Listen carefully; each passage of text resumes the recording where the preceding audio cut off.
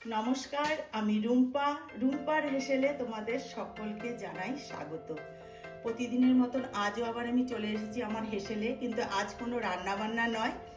কাল ঝড় হয়েছিল, ঝড়ে আমার গাছ থেকে আম পড়েছে, সেই আম দিয়ে আমি আজকে তোমাদের টক ঝাল মিষ্টি আমের চাট বা আম মাখা করে দেখাবো।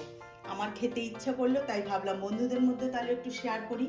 তা এখানে দেখো আমি দুটো বড় সাইজের আম নিয়ে নিয়েছি, ভালো করে ধুয়ে নিয়েছি। এবার আমি খোসা ছাড়িয়ে এই আম দুটোকে গ্রেটার দিয়ে গ্রেট করে নেব। আর এই আম মাখা করতে আমার কি কি উপকরণ লাগছে সেটা আমি তোমাদেরকে দেখিয়ে নিই। এখানে দেখো শুকনো লঙ্কা, 4টে শুকনো লঙ্কা আমি এখানে পুড়িয়ে নিয়েছি। আমি এখানে কোনো কাঁচা লঙ্কা দেবো না, শুকনো লঙ্কা দিয়েই করবো। আর এই আম মাখাটা শুকনো লঙ্কা দিয়ে করলে কিন্তু ভীষণই ভালো হয়। আর এখানে আছে দেখো গন্ধরাজ লেবুর পাতা, এখানে আমি 4টে গন্ধরাজ লেবুর পাতা নিয়ে নিয়েছি। আর এখানে আছে স্লাইস করে কেটে রাখা 2 পিস আমি গন্ধরাজ লেবু নিয়ে নিয়েছি। আর দেখো এখানে আছে লবণ, নর্মাল লবণ, আর এখানে আছে বিট লবণ, আছে চিনি, আর এখানে আছে কাসুন্দি। তোমরা চাইলে সর্ষে পিষে নিয়েও করতে পারো, আমার ঘরে কাসুন্দি ছিল তাই আমি এটা কাসুন্দি দিয়ে করব। তাহলে চলো প্রথমে আমি আম দুটোকে খোসা ছাড়িয়ে নিয়ে গ্রেট করে নিয়ে ফিরে আসছি। দেখো আম দুটোকে খোসা ছাড়িয়ে আমি গ্রেটারের সাহায্যে দেখো গ্রেট করে নিয়েছি। এবার আমি রেসিপিটা শুরু করে দিই। তাহলে এখানে আম নিয়ে নিয়েছি, এবার আমি এর মধ্যে এক এক করে উপকরণগুলো দেব। সবার প্রথমে আমি দিয়ে দেবো এর মধ্যে নর্মাল লবণ দিয়ে দিলাম। এবার আমি দেব এর মধ্যে বিট লবণ।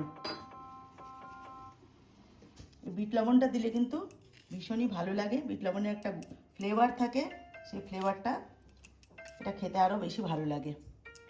এবার দেব কাসুন্দি, তোমরা চাইলে সর্ষে পিষে নিয়েও করতে পারো, তবে কাসুন্দি দিয়ে করলে কিন্তু তার স্বাদই হয় আলাদা। দেখো আমার এই উপকরণগুলো দিতে দিতে করতে করতে কিন্তু আমার জিভে জল এসে যাচ্ছে। এবার আমি দিয়ে দেবো এর মধ্যে চিনি।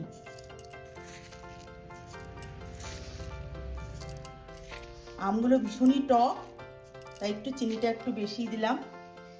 এবার আমি বোটা ছাড়িয়ে শুকনো লঙ্কাগুলো দিয়ে দেবো। তোমরা চাইলে কাঁচা লঙ্কাও দিতে পারো, তবে শুকনো লঙ্কা দিয়ে করলে না শুকনো লঙ্কার যে একটা ফ্লেভার আছে এটা এর মধ্যে মিশে ভীষণই ভালো লাগে।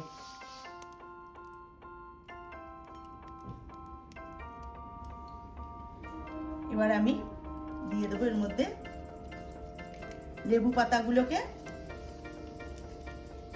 এইভাবে বোটাগুলো ছাড়িয়ে নিয়ে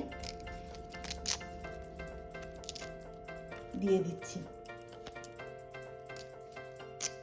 লেবুর থেকেও লেবু পাতার ফ্লেভারটা কিন্তু বেশি ভালো আসে। এবার আমি ভালো করে মেখে নেব। সরি, বোটাটা দিয়ে দিয়েছি, পাতাটা ফেলে দিয়েছি। এবার আমি শুকনো লঙ্কাগুলোকে এইভাবে ভেঙে নেব।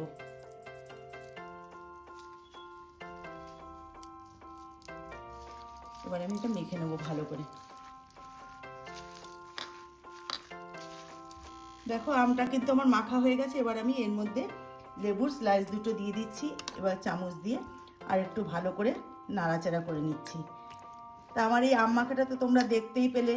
তোমাদের কার কার কার এরকম আম মাখা খেতে ভালো লাগে আমাকে কমেন্টস করে কিন্তু অবশ্যই জানাবে। তো এবার আমি একটা প্লেটের মধ্যে সুন্দর করে সাজিয়ে নিচ্ছি।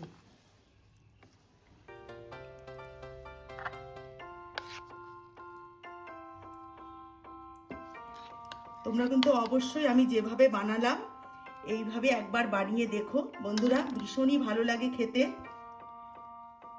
এটা টক ঝাল মিষ্টি সব কিছুরই স্বাদের মধ্যে পাওয়া যায়, ভীষণই ভালো লাগে।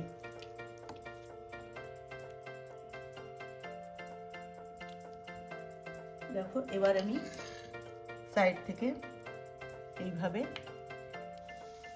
কাঁচা আম আমি একটু সাজিয়ে দিচ্ছি। আর একটা শুকনো লঙ্কা আমি রেখে দিয়েছিলাম, ওপর থেকে দিয়ে দিলাম। আর একটা লেবু পাতা এইভাবে দিয়ে দিলাম।